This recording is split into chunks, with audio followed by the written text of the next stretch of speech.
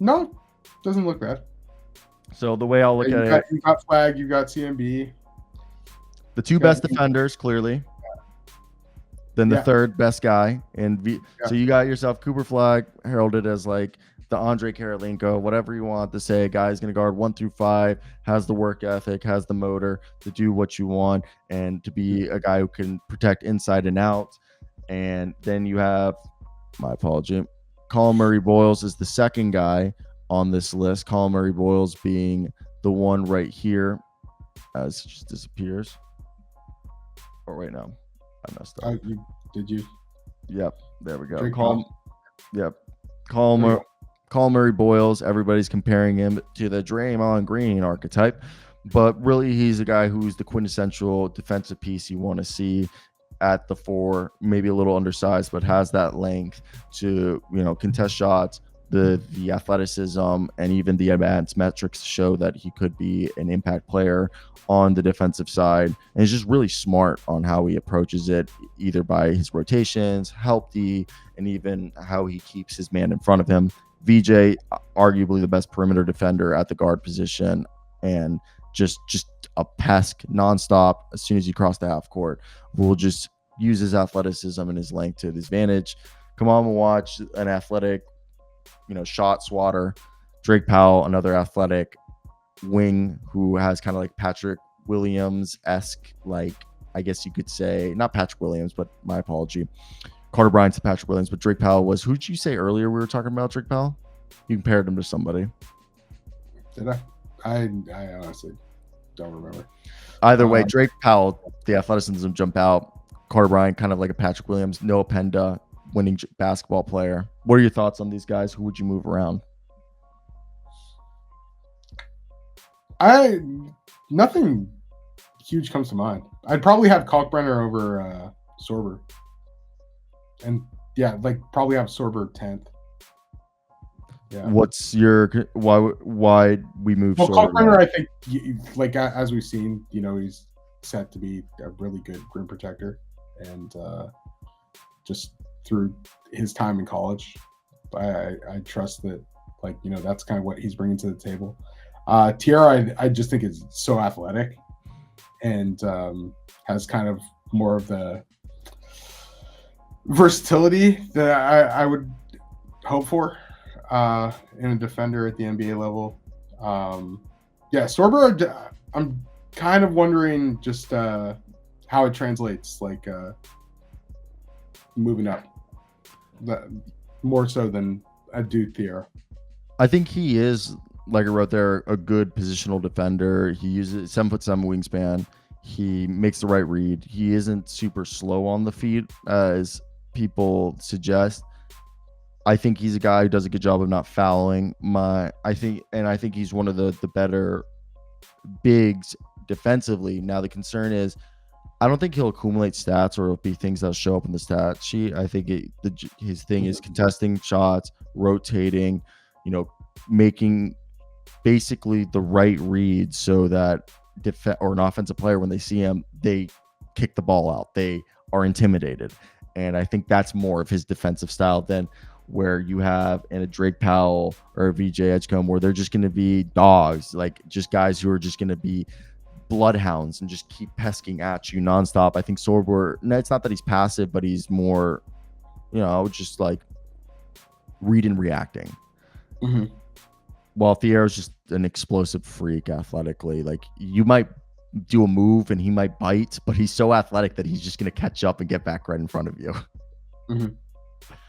Kalkbrenner, we've talked about his ability to contest, arguably the best drop coverage big in this draft class. Regardless if he blocks your shot or not, he's going to contest it without fouling, using verticality. Noah Penda's thick. I think we can move him a little lower, but probably. Yeah. But when you're playing winning, he's really strong. He moves well. He tries hard, and plays winning basketball in a French league. Yeah. Now, the last one right here, best offensive players. Straight up offensive players. Oh, well, do you have anything else you want to say on the defensive? I thought we can move on. No. No, pretty straightforward. I was just saying straight up offensive players for the last ranking. That's all. Perimeter defenders. I think Perimeter defenders. Where the Right hell is Drake Powell? I was about to put him right there. Wait. It said you put Adu Thiero again. Oh wow, yeah. And then for guards, I think Mark Sears would be up there, right? Perimeter defenders? Nah. Yeah, you're right. You're right. Nah. Tyrese Proctor. Heineman. Tyrese Proctor? You don't think he's one of the best perimeter defenders? Yeah. Huh? Wouldn't you put Carter Bryant up there? Yeah, he's right there. Okay, you got Carter. Yeah, my bad. Kobe Sanders, Sion James, Nick Clifford. Who else? What? Okay, yeah. I feel like this is a good list. Cooper Flag, guard every single position. VJ Edgecombe, he's got that case on Wallace type like defensive style where I think he can guard 1 through 3. Yeah. Just real pesky, puts his guy on there. Colin Murray Boyle is just like the defensive stalwart of this draft class that everybody's obsessing with. Adio Thiero and Drake Powell and Carter Bryant are your like freak athletes that you're hoping that combination of their length, their athleticism, and their just the toolsiness will carry over to make them borderline all like I think Drake Powell and Carter Bryant have better potential to be all defensive level defenders. Adu Thiero is just an athletic freak that I've said like he's got that Josh Okogie kind of in him in terms of defensive play. And then Tyrese Proctor is a 6'5", 6'6" guard who, I mean, when you're that big and willing of defender, he kind of is like a Dyson Daniels-esque defender. Nick Clifford's shown he can play defense. Guy who just averaged 3 steals a game in the NBA. Poor man's Costco when he was on the Pelicans. Now it just went away. But damn on that one. Yeah, no. And then we have Sion James and Nick Clifford. Nick Clifford is a multi-positional guy. Really been able to show he can guard multiple positions. Sion James, similar thing. And Kobe Sanders, one of the most underrated players in this draft class, went from playing point guard to playing the 2, and he's going to be able to guard 1 through 3, maybe even some 4. And he's someone who's, I think, is just a huge sleeper in this draft class. Is there anyone you object or anyone you think who should be higher on that list? I'm almost wondering Elijah Martin should be on this instead of like a Tyrese Proctor. Like I think you're going very much going in the Australian bag with Tyrese Proctor and Dyson. You don't like that the guy was a former ruckman? Anybody who's a former ruckman could play defense? Okay. Sure. Okay, say what you want to say. I put Elijah Martin. Former ruckman. That's a new thing teams are looking for. Former ruckman. Yeah. Where like any kind of shifts in rankings you would have or anything? Yeah. Oh, 100%. 100%. Yeah. Elijah does not deserve to be there. Top 3 guys I think are locked. Well, I mean, this is your list, dude. You didn't have to put him there. No, but what I was gonna say is, I would have VJ over Colin Murray Boyles just because I think VJ is just more of a lock. I think Carter, Carter and CMB does too, but I think VJ is just gonna be playing more minutes probably. Yeah, I would. Dude, I think Kobe right there. I think that if I had to reset it, I would put it like that. Carter Bryant and like we talked about, there's a little bit of scariness of like not scariness, but like Pat Williams, and even then, like he could still be like a decent guy. I almost wonder if you put Drake Powell over Carter just as a perimeter defender. Right now, I think Drake is the better defender. Yeah. I think Drake honestly can guard 2, 3, 2. I think he might be athletic enough to guard some 1s. Yeah. Like he's like as a defensive prospect, he's really, really intriguing. Yeah, just will he score? Nick and Kobe Sanders are 2 underrated defenders. I think. Like I think Nick Clifford's got some Ryan Dunn in him. I don't know if I go that far, but yeah. I mean, Ryan Dunn's an incredible defender, but like, okay, what about Nick? Maybe like Royce O'Neal. Probably more accurate, yeah. Like a little Royce O'Neal, where he's going to be a guy who can surprise you and guard some 4s, and then he'll be quick enough to guard some 2s. Or maybe not quick enough, but long enough with the lateral quickness to stay against some slower. He's another guy who's not like crazy long though, right, sir? He's like 6'6" with like a 6'8" wingspan. Maybe Yeah, 6'9". I just told you what the average shooting guard is. Yeah, I know. Well, he's this perimeter defender. Yeah. No, I mean, length on defense matters quite a bit at the NBA level for sure. What do you think of the bottom? Like I don't think you're saying he's like guarding fours. Like that's gonna be really tough, man. I'm not saying all fours. College, you can definitely do that. Didn't you Royce just say O'Neal? Royce O'Neal. Fours at times, but Royce is longer than that, right? Yeah, like Meek's 6'8" on the dot. Like yeah, and Kobe. I know Kobe doesn't have a really long wingspan. Kobe's like same 6'8", 6'8". Like You measured him. I would probably have Thiero over both of them just on physical tools. What do you okay? Then what do you think of this right here? In your opinion, Elijah, Sion James. I really like Sion James, just his thick bodiness. Yeah, he's got just solid, I agree. and he can rotate well. Mm-hmm. Elijah Morin. I mean, he's a proven defender. He played big minutes at college, and I think he's one of like the guys who's really pesky with his hands. Yeah, and he is actually long too. Yeah. What? You know, he's certainly undersized for a shooting guard, but I think athleticism makes up for it. And yeah, plus, he was on a championship team. Was indeed. So that plays huge. Now, never say die. The Pacers of college basketball. Exactly.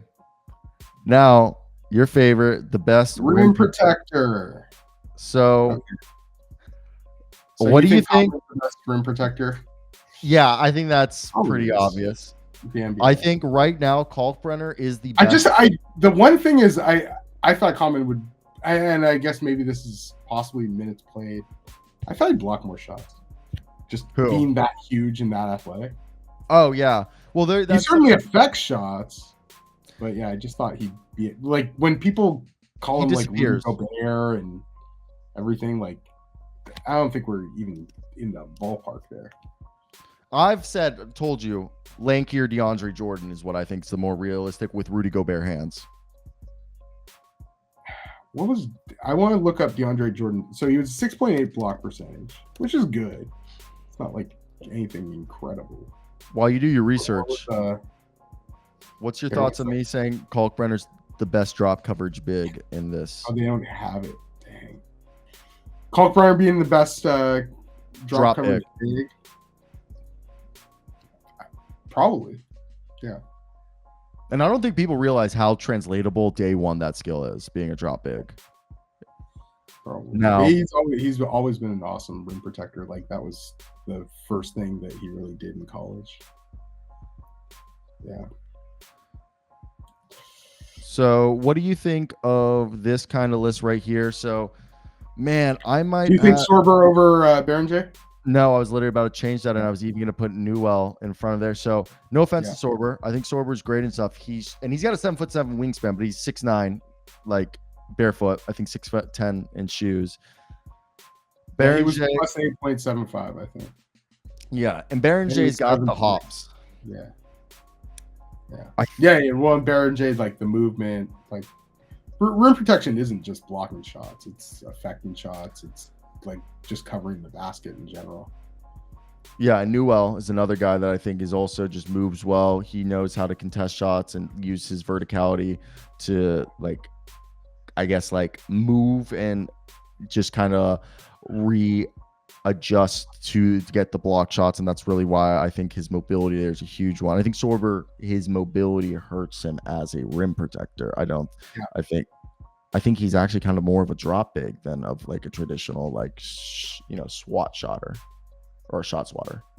But drop big doesn't mean drop big. The purpose of a drop big is to protect the rim. No, 100%. What I mean is think drop big. Like Kalkbrenner is more of your Brook Lopez drop big, if that makes sense, where I think Brook Lopez is the best at dropping and still getting the blocks. You're talking more as somebody that just kind of holds their size rather than goes for blocks? Like Yeah, it's well, like Kalkbrenner, like will get blocked similar to Brook like Lopez. Kalkbrenner is gonna block shots. Yeah, He's going to block shots, but they also do a good job of dropping, getting into position, and holding their size and making sure that the rim, whoever's attacking the rim, is going to have to basically avert them in some sort of capacity, and that is either going to allow them to just use their verticality to just make it a good contest without fouling, or an easy just block. And another guy who was like that was Neemias Queta coming out of college. Yeah. And I think Kalkbrenner, he was a lot bigger, but yeah. But I think Kalkbrenner out of the guys Oh behind, no, Kalkbrenner, yeah. No, yeah. And my thing with Kalkbrenner, why I have him too, out of all of them, the guys behind him, he's the one that I feel behind Mowatch is most likely to be able to get drafted by a team, and day one his rim protecting skills will translate. While I think that's like the big skill for him, for sure. Yeah. You're expecting him to rim protect. What do you think of Sean? Beranger. Yeah, like isn't that like that's his biggest skill, is what people are hoping for. Yeah. Rim protection, ground coverage.